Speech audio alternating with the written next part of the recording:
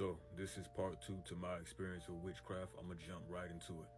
So after the date, I take her home, I go home, I go to sleep. I woke up the next morning, homie, and all I could think about was that woman. Now keep in mind, she tried to have sex with me after the date, but I told her I don't have sex on the first date. I ain't that type of man. Fast forward, about a week later, man, it's become unbearable. I feel like I'm losing my mind, homie. So I text Shawty and I said, hey, I want to see you again. I'm going to pull up on you tonight.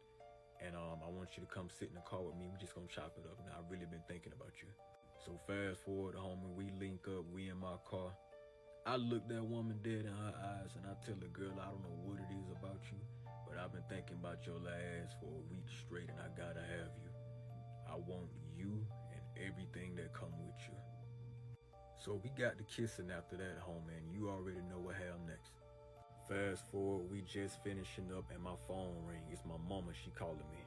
And my phone is connected to the car, so when the phone rang, me and her both heard it. So I told her it's my mama, hey, I gotta answer this. She kisses me on the cheek and says, it's okay, talk to your mama. She puts her clothes on, she says, I'll see you later.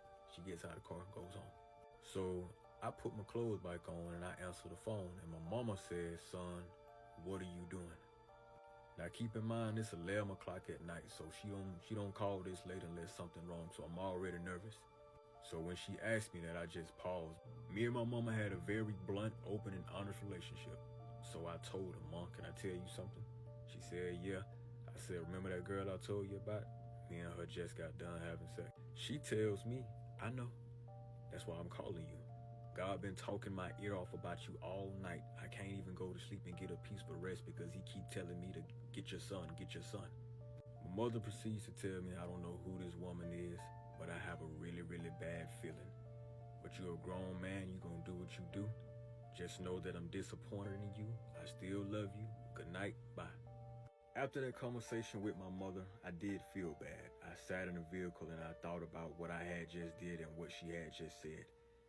But then I realized just how much I hated my wife in that moment. How much I hated her for what she had done to me, what she had said to me, and the things she was still doing to me. And I said, man, fuck it. It'll be alright. So I woke up, homie, and now the urges are even stronger. It's to the point to where I have migraines. This time she came over my crib. Soon as she walked through the door, she know why she there. I know why she there, so we get straight to it, homie. About 4 hours later, she laying on my chest and she grabbed my hand again. And she traced the inside of my palm. And she balled my hand up like this right here. And she closed her eyes and she mumbled something. And then she unclenched my fist. And I asked her, I said, what you doing? She looked at me yet again and she said, nothing. And she just laid on my chest and just started smiling. So after this, homie, we became somewhat official. She started coming over the house every night after I got off of work. We doing what we doing, homie, and the sex just keep getting crazier and crazier and crazier and wilder. So after that, homie, she comes over the next day and we get to it. So she gets on top of me and, we doing what we doing, and all of a sudden it felt weird. I look down, homie, and there's blood all over my motherfucking lap and all over my dick and shit. Her goddamn period came on in the middle of us having sex, homie. So she notices and she gets up and the blood just dripping all over my shit. Blood got on my white sheets. Blood got all over my damn dick. She hopping up. She got blood on my floor. Went to the bathroom and cleaned herself up, man. She said, hey, I feel bad. Give me your sheets. I'll wash your sheets for you. So she gets my sheets and she leaves and she says, I'm sorry. I'm gonna wash your sheets and I'll bring them back later. She leaves, I go lock the door, I check out the bathroom. There's blood all over my floor, there's blood all over my light switch, there's blood all over my toilet, there's blood all in my trash can. What I did not know back then is that sex on your period is ritualistic sex. Any witch knows that your menstrual blood is a different type of blood because it carries life. So when she was having sex with me and all that blood was all over me, she was casting spells, homie. I did not know in the moment, but I know now. She marked me by getting blood on my dick. She marked my bed by getting blood on my bed. She marked my floor by getting blood on the floor. She marked my bathroom. Homie, the light switch had a handprint on it. It looked like she was doing this shit intentionally. It looked like she was going throughout the house and marking the house with her hands intentionally, homie. So I had never dealt with nothing like this before or seen anything like this before, but I'm an understanding human being, so I didn't make a big deal about it.